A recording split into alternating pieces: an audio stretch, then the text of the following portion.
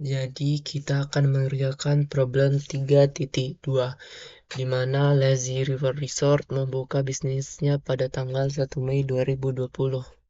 Nah, di sini ditampilkan trial balance-nya yang belum disesuaikan. Kemudian ada beberapa akun yang tidak ada di trial balance atau artinya belum memiliki transaksi yang terjadi di akun tersebut. Kemudian ada beberapa transaksi yang akan kita gunakan untuk membuat adjusting entries. Nah, di sini kita disuruh untuk membuat adjusting entries, membuat ledger, membuat adjusted trial balance, kemudian membuat financial report yang berupa income statement, owner's equity statement, dan statement of financial position untuk akhir Mei tanggal 31. Nah, oke, langsung saja pada transaksi 1 pada akhir Mei kita mendapati bahwa prepaid insurance is a one-year policy starting Mei 1, 2020. Nah, di sini kita mengetahui bahwa jumlah untuk asuransinya jangka waktunya sepanjang 1 tahun. Nah, berhubung adjusting entries digunakan untuk menghitung biaya yang dikeluarkan per bulan, maka kita harus membagi nih hasil uh, total biaya yang digunakan untuk membeli 1 tahun asuransi ini, dan kemudian dibagi dengan 12, karena seperti kita tahu asuransinya 1 tahun, yang dimana 1 tahun itu terdiri dari 12 bulan. Dan untuk mengetahuinya kita bisa melihat di trial balance terdapat informasi prepaid insurance, artinya asuransi yang dibayar di muka, dan sebanyak 2.400. 2.400 kemudian kita bagi dengan 12 sehingga dapat kita ketahui jumlahnya 200. Nah, untuk akunnya sendiri yang pertama ada insurance expense, dan yang kedua dan untuk kreditnya ada prepaid insurance. Ini menandakan bahwa asuransinya sudah digunakan sebanyak 200 untuk pada bulan Mei 31 ini. Pada akhir bulan Mei ini. Kemudian pada pada transaksi 2 terhitung jumlah sublistnya terlihat sebanyak 750 euro yang belum digunakan pada akhir Mei 31. Nah, apa nih artinya? Artinya bahwa terjadi perubahan yang dimana kalau kita lihat trial balance sebelumnya sublistnya itu sebanyak 2080, tetapi kemudian ketika kita hitung ulang maka sublistnya sebanyak 750 pada persediaan gudangnya. Dan oleh karena itu untuk menghitung dari transaksi ini kita tinggal mengurangkan 2080 dan dikurang dengan 750 untuk menemukan berapa sih jumlah sublist yang digunakan pada bulan ini. Kemudian ketika kita kurangkan maka hasilnya akan diketahui 1330. Dan untuk jurnalnya sendiri ada sublist expense di debit dan sublist di kredit untuk menandakan penggunaan sublist sebanyak 1330.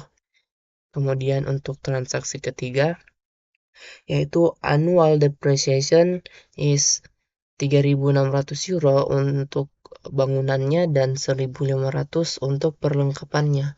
Nah, artinya ini perlu kita tahu bahwa annual adalah tahun, dan artinya depresiasi tahunannya adalah 3.600 untuk building dan 1.500 untuk equipment.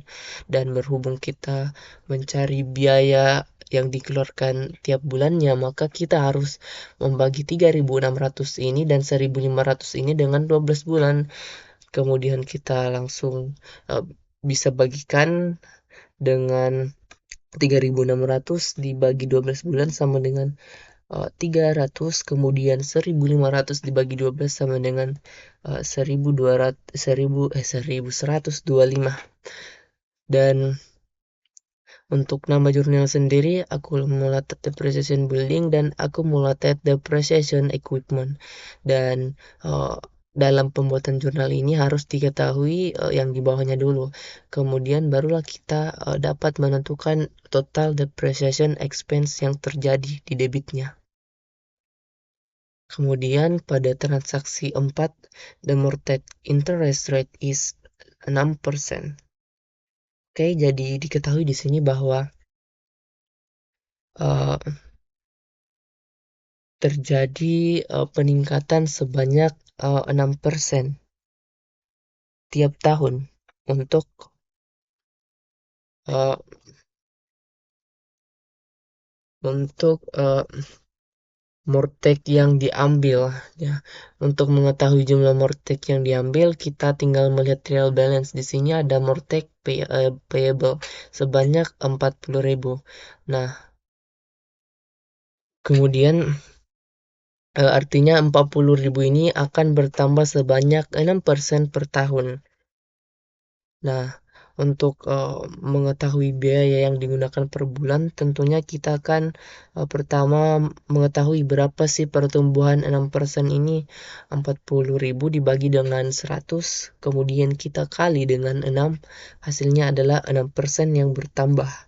Dan kemudian hasil dari itu kemudian kita bagikan dengan 12, dan hasilnya pasti adalah 200.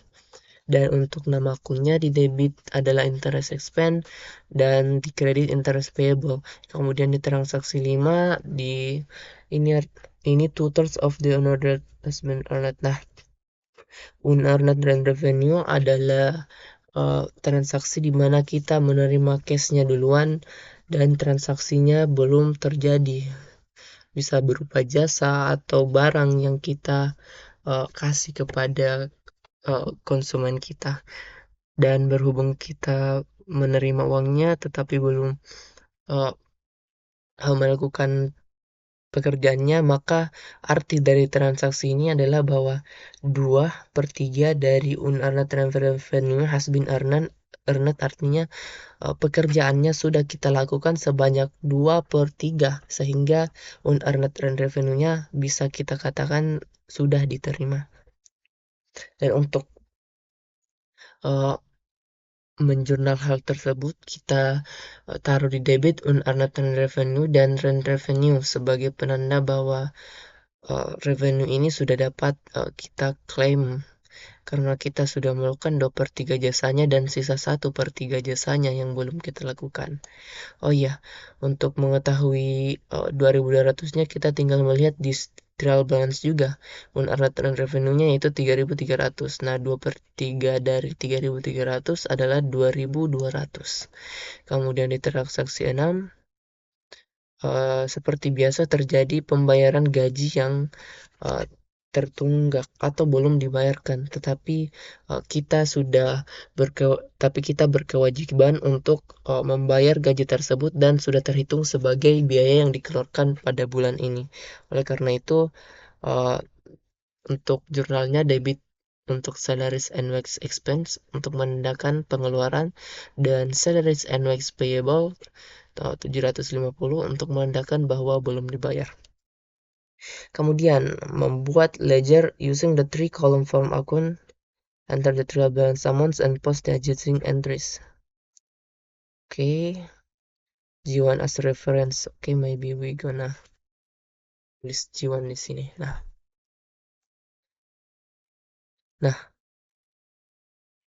maksud dari 3-column sendiri adalah bahwa terdapat debit, kredit, dan balance di tabelnya begitu.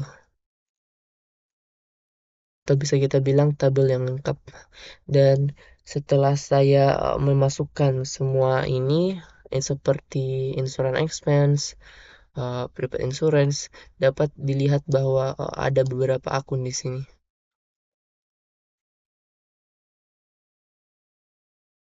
Nah, perlu kita ingat teman-teman bahwa untuk membuat ledger sendiri sebaiknya kita mengurutkannya dari ref atau nomor akunnya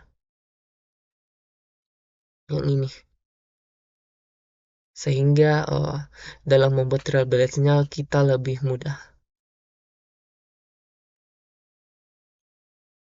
Dan kemudian setelah kita mencatat masuk setiap, oh iya, mungkin bagi yang belum tahu balance awalnya yang misal subris ini, kalau ref-nya kosong berarti saya ambil dari trial balance.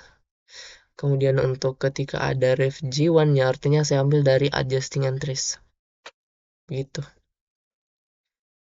Dan tentunya ada akun-akun juga di mana sebelumnya tidak memiliki balance-nya di trial balance, tetapi di adjusting entries-nya ini membuat uh, telah terisi begitu. Dan di sini adjusted trial balance-nya seperti yang kita lihat. Nah, di sini saya menandai warna biru untuk akun yang baru muncul di adjusted trial balance. Artinya, mungkin kita bisa geser ini. Aduh, mungkin kita bisa geser ini dan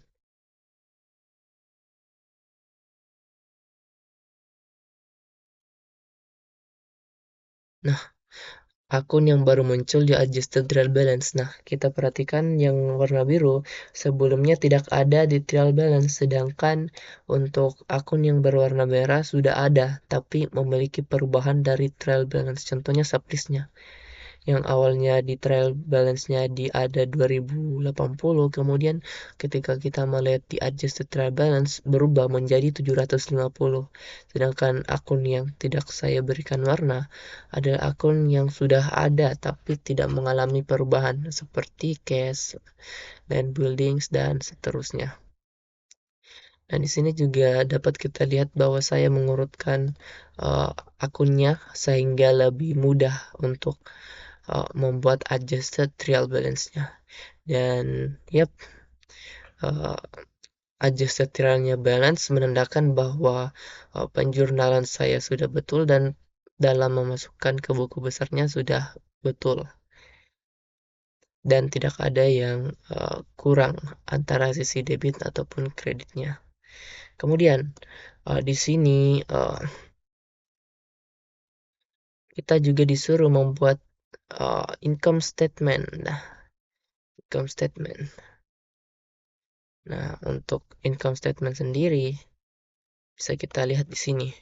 Nah, untuk income statement sendiri formatnya ya lazy river resort income statement for the month ended May, karena ya kita ingin melihat income statementnya pada akhir bulan Mei saja.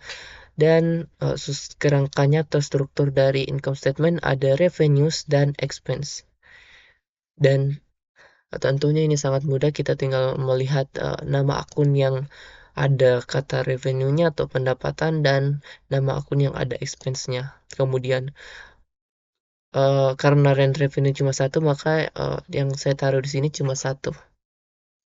Dan advert untuk expense-nya sendiri banyak, sehingga saya mengurutkan angkanya dan barulah menjumlahkannya sehingga jadi 7.705. Dan tentu saja saya mengurangkan pendapatan revenues dengan expenses dan jadilah net income sebanyak 4.795. Artinya untung yang didapatkan. Oh iya, kalau expense-nya lebih besar daripada revenue-nya, maka yang kita tulis di sini adalah net loss, bukan net income. Dan untuk owner's equity statement-nya juga lumayan mudah di sini karena sedikit kita tinggal menaruh di sini berapa sih owners capital sebelumnya. Bisa lihat di sini ya. Nah, di sini diketahui bahwa owners capitalnya sudah ada 41.380 pada Mei tanggal 1. Nah, 41.380. Kemudian kita tambahkan dengan net income yang ada di sini dan jadilah 46.000. Kemudian kita kurangkan dengan owner's drawings, tetapi berhubung di sini tidak ada owner's drawings, maka owner's capitalnya tetap sama saja dengan ini, yaitu 46.175. Kemudian untuk statement of financial positionnya, saya mengurutkan aset dari yang mudah terlikuidasi, yaitu cash surplus prepaid insurance, dan yang agak sulit seperti land building. Nah, untuk uh, caranya sendiri seperti biasa, kita tinggal menambahkan jumlah dari uh, cash yang ada di adjusted trial balance yang ini. Adjusted trial balance. Kita jangan menggunakan yang trial balance, tapi menggunakan adjusted trial balance. Dan kita masukkan, dan kemudian untuk buildingsnya kita masukkan juga, tetapi berhubung ada depresiasi yang terjadi, maka kita tinggal kurangkan 60.000 dikurang dengan 300 jadi 59.700, begitupun dengan equipment, dan kemudian kita tambahkan hasilnya ke bawah. Jadi total asetnya adalah 92.925. Sedangkan untuk owners equity and liabilities formatnya owners equity duluan dan liabilities kedua. Untuk owners equity sendiri, owners capitalnya hanya ada satu, dan untuk liability sendiri lumayan banyak, dan kita tinggal tambahkan, dan hasilnya adalah 46.750. Dan kita tinggal tambahkan juga, dan hasilnya adalah 92.925. Jumlahnya sama dengan aset yang kita punya. Nah, sekiranya begitu ketika pemasukan akunnya benar-benar teman-teman. Jadi itu juga salah satu indikator yang menentukan bahwa kita tidak memasukkan akun yang salah, atau tidak ada akun yang kurang dari laporan kita, yaitu antara keseimbangan ini. Oke, jadi saya kira itu saja. Terima kasih.